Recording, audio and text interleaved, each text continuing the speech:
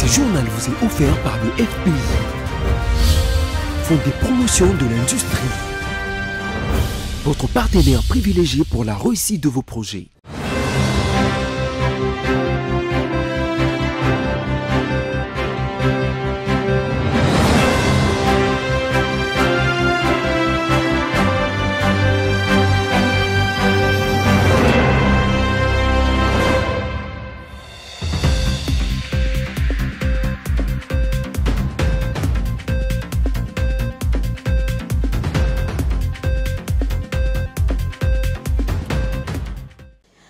Vous suivez BLC Télévision à Kinshasa et ses environs en passant par Brazzaville. Bonsoir et bienvenue à cette session d'information. Sans attendre, voici les titres de votre journal. Après l'invalidation de quelques candidats députés, les gouverneurs des 3 provinces concernées sont démis de leurs fonctions par le vice-premier ministre, ministre de l'Intérieur, Peter Kazadi. Les forces armées de la RDC ont capturé une vingtaine de miliciens Mobondo dans le territoire de Kwamut, dans la province de Maïndombe. Les détails, vous l'aurez dans cette édition. Et enfin, en Israël, les accusations des génocides portés par l'Afrique du Sud devant la Cour internationale a été rejetée ce vendredi par ce pays. Voilà, c'est tout pour les titres. Encore une fois, bonsoir. D'abord, la présidence où le président de la République démocratique du Congo, Félix Tshisekedi, a reçu le jeudi 11 janvier 2024 les lettres de créance de 4 nouveaux ambassadeurs extraordinaires et plénipotentiaires accrédités en République démocratique du Congo avec résidence à Kinshasa. C'était au cours d'une cérémonie protocolaire organisée au Palais de la Nation. Juliette Fika nous en dit plus. 4 nouveaux ambassadeurs ont présenté leur lettre de créance au président de la République, Félix-Antoine Tshisekedi Tshilombo, le 11 janvier 2024, au Palais de la Nation lors d'une cérémonie protocolaire. Il s'agit entre autres de Nicolas Berlanga, ambassadeur multilatéral de l'Union européenne, Ongawa Hidetoshi du Japon, Antonio Papadopoulos de la Grèce et Jeong Hong de la Corée du Sud. Ces derniers ont présenté un à un leurs lettres de créance au président de la République, Félix-Antoine Tshisekedi, qui, dans ses allocutions, a souhaité la bienvenue aux nouveaux ambassadeurs et a exprimé sa volonté de travailler avec eux pour renforcer les relations entre la République démocratique du Congo et leurs pays respectifs. On prit part à cette cérémonie diplomatique le vice-ministre des Affaires étrangères, Sami Awoto, et le directeur de cabinet du chef de l'État, Guilain Nyembo. Le vice-premier ministre, ministre de l'Intérieur, Peter Kazadi, a décidé à travers une note circulaire de révoquer les gouverneurs de province invalidés et procéder à la nomination des vice-gouverneurs, notamment de la Mongala, de Kinshasa et de l'Équateur au poste de gouverneur ad intérim. Yves Maëlé nous dit plus. Aucun citoyen ni autorité ne peut résister au-dessus de la loi. Certes, elle est dure, mais elle reste la loi. Elle vient de frapper 3 gouverneurs invalides par la CENI, à savoir celui de la ville, province de Kinshasa, Jean-Tini Ngobila, de la Mongala, César Limbaya, et celui de l'Équateur, Dieudonné Bobo Boloko, dans une décision du vice-premier ministre, ministre de l'Intérieur, Sécurité et Affaires coutumières, Peter Kazadi. Ces 3 gouverneurs précités sont limogés et sont d'office remplacés par leur vice pour jouer l'intérim en attente de l'organisation des élections pour la désignation de nouveaux dirigeants pour ne pas gêner l'administration et les fonctionnements de ces entités, peut-on lire dans la décision du VPM de l'Intérieur. Cependant, les gouverneurs de ces 3 provinces sont convoqués à Kinshasa à la suite de leur invalidation par la Commission électorale nationale indépendante CENI en sigle pour fraude et vandalisme lors des élections générales du 20 décembre 2023 en RDC. Et pendant ces temps, le ministre de l'Enseignement primaire, secondaire et technique, Tony Mwaba, s'est entretenu avec l'intersyndicale des syndicats des enseignants le jeudi dernier. Au menu de leurs échanges, les préoccupations des enseignants, le patron de l'EPST a demandé aux syndicalistes de privilégier le travail en synergie lors de la dite réunion, la première de l'année 2024. C'est dans la salle de réunion du cabinet du ministre de l'enseignement primaire, secondaire et technique que le professeur Tony Mwaba Kazadi a eu une première réunion de l'année 2024 avec l'intersyndicale de syndicats des enseignants de l'EPST, dans l'objectif de recevoir leurs préoccupations. Prenant la parole en premier, le ministre de l'EPST, Tony Mwaba Kazadi, a présenté tout d'abord ses vœux aux différents participants dans la salle. Tout juste après, le président de l'intersyndicale de syndicats des enseignants de l'EPST, Godefroid Matondo, a exposé au ministre leurs différentes préoccupations. À l'en croire, malgré que le gouvernement avait liquidé ses frais aux différents opérateurs de paye, jusqu'à présent, la plupart des enseignants n'ont toujours pas touché à leur salaire, et ça, depuis la période d'effectivité de fin d'année. À son tour, le patron de l'EPST, rappelé au sujet des salaires de ces derniers, les a rassurés que les gestionnaires de ces opérateurs ont été déjà saisis quant à ces. Et le ministre de la Santé publique, Hygiène et Prévention, Samuel Roger Kamba, a effectué jeudi 11 janvier dernier une visite de prospection des bâtiments annexes du centre hospitalier universitaire Renaissance, ex-hôpital général de Kinshasa, inauguré il y a quelques semaines par le chef de l'État, Félix-Antoine Tshisekedi. Yves Maël revient. 3 semaines après l'inauguration du centre hospitalier universitaire Renaissance, ex-hôpital général de Kinshasa par le chef de l'État Félix-Antoine Tshisekedi Tshilombo. Ce jeudi 11 janvier 2024, le patron de la santé publique, Roger Kamba, a voulu palper de ses doigts l'évolution des travaux au chantier de bâtiments annexes de cet établissement sanitaire qui est à la 3e phase qui comprend 4 bâtiments. Après la présentation du plan de construction par l'architecte, le ministre des tutelles a donné quelques instructions claires et nettes sur cette infrastructure afin d'assurer une bonne prise en charge de malades, comme le veut le président de la République à travers son programme de couverture santé universelle. Là, je viens m'enquérir avec le DG de BESECO sur l'évolution de cette phase qui est en cours, qui va aussi ramener à peu près 400 lits au total. Et donc, c'est vraiment nous assurer que le rythme pour lequel on s'est engagé est respecté. Et pour l'instant, on peut dire que le rythme est respecté. J'avais dit dans mon discours que Renaissance, c'est 2500 lits au total. On a déjà réceptionné 550. Maintenant, les autres, on est en train d'avancer les travaux pour que dans le temps, nous puissions tout réceptionner. Et comme j'avais dit, faire de cet hôpital le meilleur de l'Afrique centrale. Il fait entièrement partie du système de la couverture santé universelle, en commençant par la gratuité. Je répète, cet hôpital doit rester pour le peuple, pour tout le monde.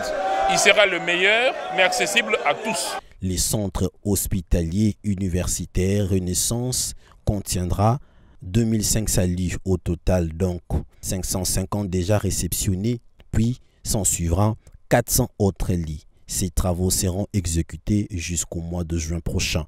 Ce nouvel hôpital fait partie du système de couverture santé universelle. Pour rappel, le projet de construction du centre hospitalier universitaire de Kinshasa s'inscrit dans le cadre de la rénovation des structures sanitaires de la RDC exécutée par le Bureau central des coordinations BESECO.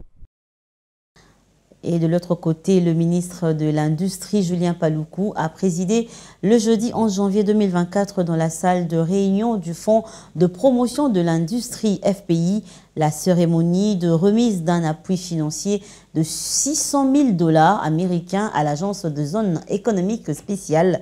Juste après, le ministre de l'Industrie et le directeur général du FPI ont assisté à l'inauguration de l'usine de Manitech, une société agro-industrielle avec pour activité principale la production des pâtes d'arachide, sauce pili et autres, à bénéficier d'un appui financier des structures publiques et privées dans le FPI. Le ministre de l'Industrie, Julien Paluku Kaongia, a présidé le jeudi 11 janvier 2024 la cérémonie de remise d'un appui financier de 600 000 $ américains du Fonds de promotion de l'industrie accordé à l'Agence de zone économique spéciale AZES. Cet appui, affirme le directeur général du FPI, Bertin Moulimou Tshisekedi, va permettre le renforcement des capacités d'intervention de l'ASES en vue de poursuivre la viabilisation de zones économiques spéciales en République démocratique du Congo. Pour le FPI, l'Agence de zones économiques spéciales est un hub de développement des différentes filières industrielles conformément au plan directeur de l'industrialisation. Le PDI, porté par le ministre de l'Industrie, Julien Paluku. Ainsi, dans le cadre de sa politique de financement, le Fonds de promotion de l'industrie accorde ce jour à l'ASES un appui financier de l'ordre de 600 000 $ américains pour le renforcement de ses capacités d'intervention en vue de poursuivre la viabilisation des zones économiques spéciales. Le ministre de tutelle a rappelé et insisté à l'ASES de bien orienter ce fonds obtenu pour qu'il produise des résultats escomptés. L'FPI finance le fonctionnement de l'Agence des zones économiques spéciales. Parce que vous savez, quand les zones économiques spéciales seront opérationnelles, les entreprises qui seront de la zone économique spéciale vont payer la TPI.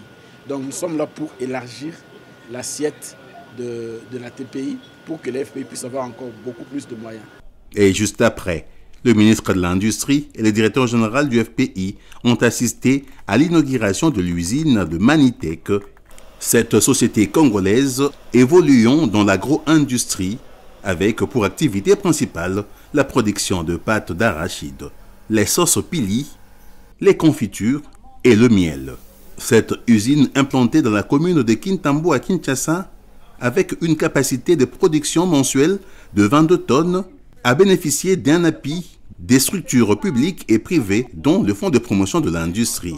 Grâce à de telles initiatives qui bénéficient de l'accompagnement du gouvernement congolais, le pays est en train de réduire la facture de ses importations dans le secteur de produits alimentaires, a indiqué le ministre de l'Industrie Julien Paluku, tout en appelant d'autres entrepreneurs à approcher le FPI qui a réduit son taux d'intérêt de 10 à 6% pour tous les opérateurs économiques et à 4% pour les femmes et les jeunes. Nous avons été avec tous les partenaires gouvernementaux, à savoir les fonds de promotion de l'industrie, à savoir l'ancienne PADEM-PME, les FOGEC, pour assurer du soutien du gouvernement à toutes les initiatives des Congolaises et des Congolais qui tendent à pouvoir participer à la reconquête de notre indépendance économique. À Manitec, plus de 50 emplois directs viennent d'être créés, a indiqué Sylvie Malokissa, directrice générale de cette société.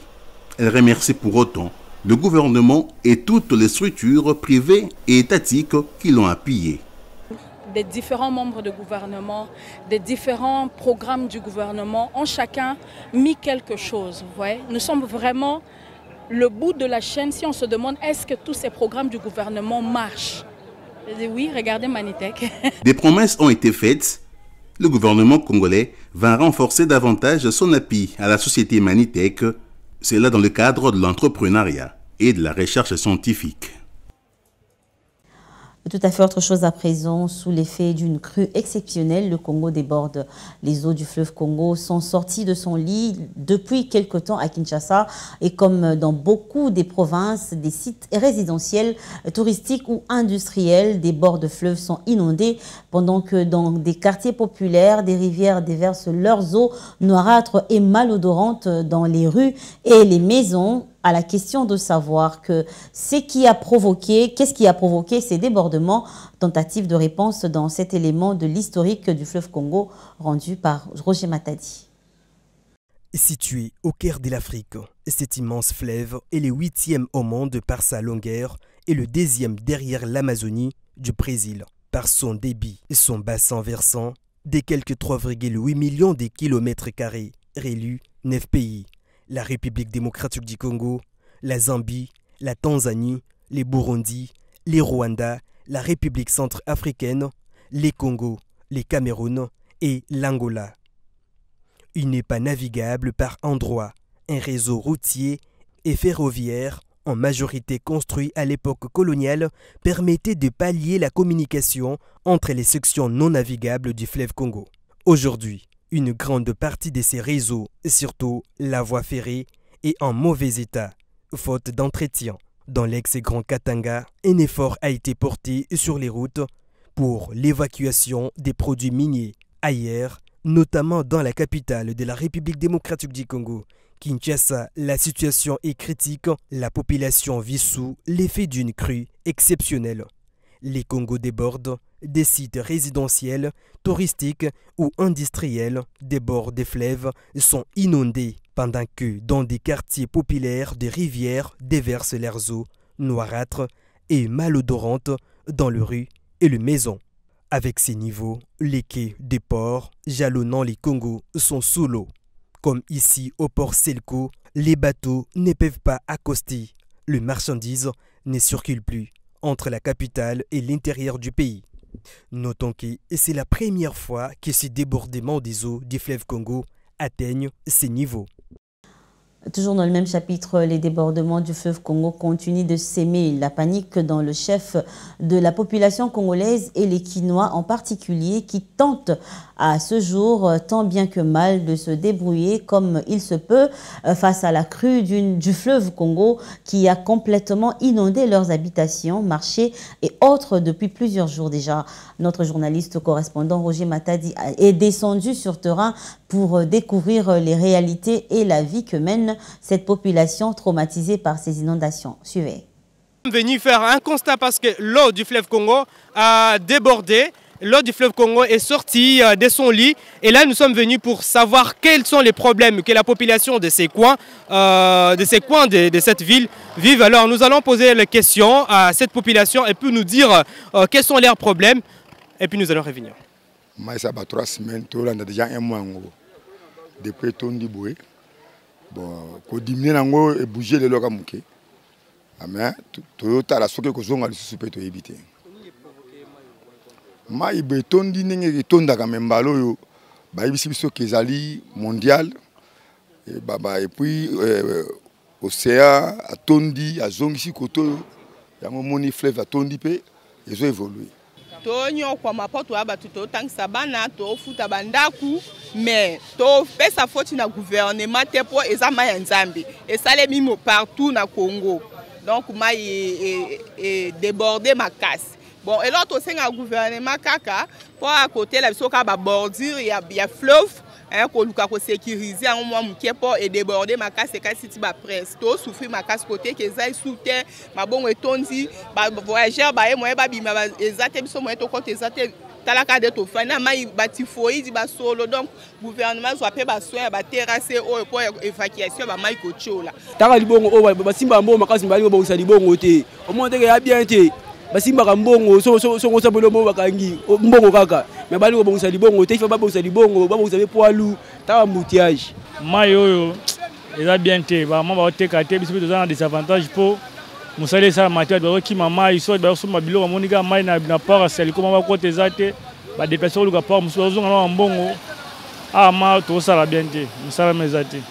Nous demandons seulement au gouvernement en fait de puisse voir peut-être réglementer les problèmes de ce problème d'eau du fleuve Congo pour que nous puissions, pour que la population de ces coins puisse au moins respirer. C'est Roger Matadi pour BC Télévision. Bonne nouvelle pour la population de Kwamout. Nous sommes dans la province du Maïndombe. Les éléments de forces armées de la République démocratique du Congo, les FARDC, ont mis la main sur une vingtaine des miliciens de Mobondo qui créent de l'insécurité dans le territoire de Kwamout, dans l'ouest de la République démocratique du Congo. Regardez. C'est la société civile de cette province qui a livré l'information dans la soirée du jeudi 11 janvier 2024, selon laquelle les miliciens empêchent de temps en temps la population de vaquer à leurs activités champêtres. Ceux qui ont été capturés sont tous transférés à la cité de Kwamout. Ces Mobondo étaient précisément arrêtés au village Ngambundu qui se trouve à 10 km de la cité des Kwamout depuis hier. Parmi eux, une femme. Les FARDC sont à féliciter pour les efforts conjugués pour arrêter ces inciviques qui sèment la terreur dans ce coin de la République démocratique du Congo. Selon Martin Souta, président de la société civile du territoire de Kwamout, les FARDC doivent poursuivre le ratissage afin de rétablir la paix dans ce coin du pays et a affirmé qu'il y a plusieurs autres miliciens qui sont toujours dans la forêt et qu'il est impérieux de les traquer car les actions de ces inciviques sont à la base de la mort de plusieurs personnes et à la base de la vie chère qui se vit dans cette province depuis les débuts des conflits.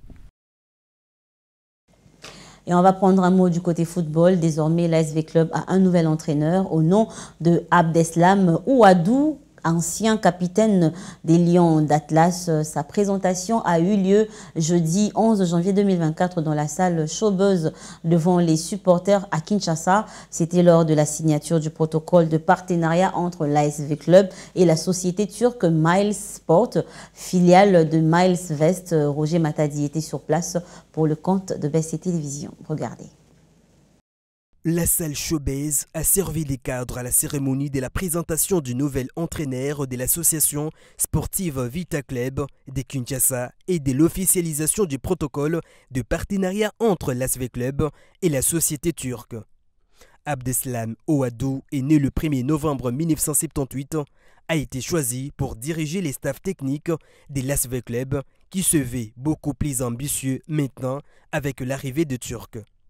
Prenant la parole, les nouvelles entraîneurs, Ouadou a remercié les conseils des sages et tous les membres et supporters de l'équipe pour la confiance accordée à sa personne. Écoutez, je suis très honoré de rejoindre non pas un grand club, mais une institution. Je crois qu'il y a une nouvelle dynamique. Nous savons où nous mettons les pieds. C'est un très grand club qui doit retrouver sa place sur la scène nationale, mais aussi sur le plan continental. Et en tout cas, j'ai à cœur rapidement de retrouver le terrain avec le staff, avec les joueurs et avec les dirigeants du club pour pouvoir de nouveau travailler et pouvoir, sur le court, moyen, long terme, remettre l'institution Vita Club sur le plus haut niveau de la scène internationale. Puisque vous savez que Vita a toujours rayonné, que ce soit sur le plan national. Abdeslam Ouadou est un ancien footballeur professionnel marocain qui a joué comme défenseur central au milieu défensif. Il possède également la nationalité française. Les supporters de l'AS Vita Club disent attendre beaucoup de ces nouveaux techniciens pour hisser leur club au sommet du football congolais, mais aussi continental. Le Marocain succède à Raoul Jean-Pierre Chungou en poste depuis le début des saisons. Et puis en dehors de nos frontières, comme je vous l'ai dit au sommaire, plus précisément en Israël, ce pays a rejeté ce vendredi 12 janvier 2024 les accusations de génocide portées par l'Afrique du Sud devant la Cour internationale de justice, revendiquant comme ça le droit à la légitime défense après les massacres perpétrés le 7 octobre de l'année passée par le Hamas. L'Afrique du Sud a malheureusement présenté à la Cour un tableau factuel et juridique totalement dénaturé, a déclaré l'un des principaux avocats d'Israël devant la CIG qui siège à La Haye. Je vous propose de suivre le reportage de nos confrères de France 24 quant à ce. Pour le ministre des Affaires étrangères israélien, l'Afrique du Sud sert de bras juridique au Hamas. L'État hébreu, bien décidé à se défendre ce vendredi, au deuxième jour d'audience de la requête déposée contre lui par Pretoria pour génocide à Gaza, pour Benjamin Netanyahou, c'est absurde. Une organisation terroriste qui a commis le crime le plus terrible contre le peuple juif depuis l'Holocauste, et voilà que certains viennent la défendre au nom de l'Holocauste. Mais quelle audace! Un monde à l'envers. Pour les proches et les soutiens des otages, l'opinion internationale ne comprend pas le point de vue israélien. Les plaintes déposées contre Israël sont injustes. Il y a eu un grand massacre le 7 octobre. Nous avons un problème avec la façon dont le monde entier nous regarde. J'espère que notre délégation sera en mesure d'expliquer au monde notre point de vue. Et beaucoup en Israël comptent sur cet homme, l'ancien président de la Cour suprême israélienne, Aaron Barak, figure tutélaire de la gauche et qui fait pour l'occasion cause commune avec Benjamin Netanyahou. Israël, comme l'Afrique du Sud, a le droit de nommer un juge parmi le panel chargé d'examiner la requête. Hier jeudi, dans son exposé, l'Afrique du Sud a produit des articles de presse, des documents filmés et des déclarations d'hommes politiques israéliens. Tous démontreraient, selon Pretoria, des actions destinées à provoquer à Gaza la destruction d'une partie substantielle du groupe national, racial et ethnique palestinien. Voilà, ce journal est terminé, mais prenons à présent le rappel des titres. Après l'invalidation des quelques candidats députés, les gouverneurs des 3 provinces concernées sont démis de leurs fonctions par le vice-premier ministre, ministre de l'Intérieur, Peter Kazadi. Et les forces armées de la République démocratique du Congo ont capturé une vingtaine de miliciens Mobondo dans le territoire de Kwamouth, dans la province de Mai-Ndombe. Les détails, vous l'avez suivi dans cette édition. Et enfin, les accusations des génocides portés par l'Afrique du Sud devant la Cour internationale de justice a été rejetée ce vendredi par Israël. Voilà, ce journal se referme ici. Merci de votre attention soutenue. Prenez bien soin de vous, mais n'oublions surtout pas que 2024 est à notre portée. Faisons-en bon usage. Bon week-end chez vous et à la prochaine.